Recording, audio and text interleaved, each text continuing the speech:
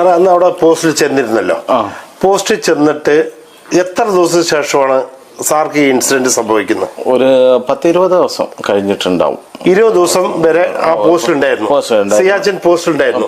ആ പോസ്റ്റിന്റെ പേര് ഓർക്കാൻ പറ്റുന്നുണ്ട് ഇപ്പോൾ? സോണം പോസ്റ്റാണ്. സോണം പോസ്റ്റ് അതിലായിരുന്നു. അപ്പൊ സാറിന്റെ കൂടെ എത്ര പേരുണ്ടായിരുന്നു? എന്റെ കൂടെ 2 പേരുണ്ടായിരുന്നു. അതില് ഒരാള് പിറ്റേന്ന് തന്നെ ഡൗൺ ആയി. പിന്നെ ഞാനും എന്റെ ബദല് ഞാൻ ചെന്നത് ഒരാളെ റിലീവ് ചെയ്യാനാണ്. അപ്പൊ അവര് ഡൗൺ ആയി. പിന്നെ ഞാനും എന്റെ കൂടെയുള്ള സാബും മാത്രമേ ഉള്ളൂ. അപ്പം സാബിന് പിന്നെ ആൾറെഡി P2 എന്നുവെച്ചാല് ശ്വാസതടസ്സം ഡോക്ടർ ആൾറെഡി എഴുതി കൊടുത്തിട്ടുണ്ട്. അപ്പൊ അവർക്ക് റിലീവർ വന്നു കഴിഞ്ഞാൽ അവരും ഡൗൺ ആവും. അങ്ങനെ ഞങ്ങൾ 2 പേരും കൂടി ഡ്യൂട്ടി നോക്കുന്നു. ഞങ്ങൾ രാവിലെ പോകുന്നു. അവിടെ പിന്നെ ജനറേറ്റർ ഓൺ ചെയ്തിട്ട് ഈ ട്രാലി ഓപ്പറേറ്റ് ചെയ്യുന്നു. സുഖമായിട്ട് പോകുന്നു. പിന്നെ ഒരു ദിവസം നൈറ്റ് ഞങ്ങൾ 2 പേരും കിടന്നുറങ്ങുമ്പോൾ നൈറ്റ് വന്നിട്ട് ടെന്റിന്റെ മുകളിൽ മൊത്തം ബർഫ് വന്ന് മൂടിപ്പോയി. അപ്പോ ആ മാസം ഏതാണെന്ന് ഓർക്കാൻ പറ്റുണ്ടോ സാർക്ക്? ഫെബ്രുവരി ഫെബ്രുവരി മാസമാണ്. അപ്പൊ നിങ്ങൾ 2 പേര് മാത്രമേ ഉള്ളൂ? അത് ജെസി ആയിരുന്നു, ഓഫീസർ ആയിരുന്നു കൂടെ? ജെസി ആയിരുന്നു. അദ്ദേഹത്തിന്റെ പേര് ഓർക്കാൻ പറ്റുന്നുണ്ടോ ഈ അവസരത്തില്? ഇല്ല, പേര് ഓർമ്മയില്ല. ഓക്കെ. അന്ന് സാറ് സിപ്പായി ആയിരുന്നു, ലാൻസ് നായിക് ആയിരുന്നു? ഞാൻ ലാൻസ് നായിക. ഞാൻ സിപ്പായി. അന്ന് സിപ്പായി ആയിരുന്നു. ഓക്കെ. ഇത് രാത്രി നിങ്ങൾ കടന്നു കഴിഞ്ഞ ശേഷം സ്ലീപ്പിംഗ് ബാഗിലായിരിക്കുമല്ലോ സ്വാഭാവികമായിട്ട്. സ്ലീപ്പിംഗ് ബാഗിലാണ്.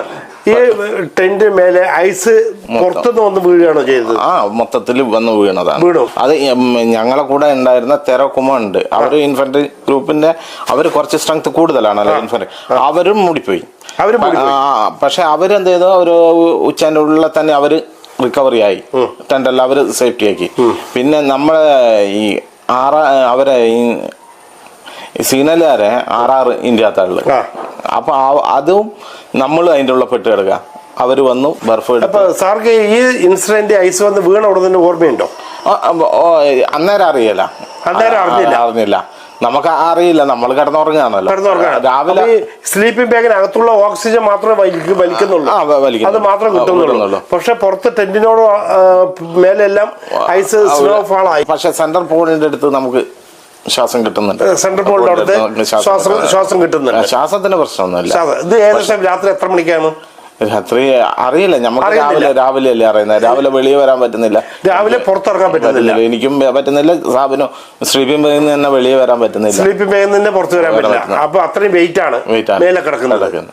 അങ്ങനെ പിന്നെ അപ്പൊ തണുപ്പ് ഭയങ്കര ഫീൽ ചെയ്യുന്നുണ്ടല്ലേ? നല്ലോണം ഫീൽ ചെയ്യുന്നുണ്ട്.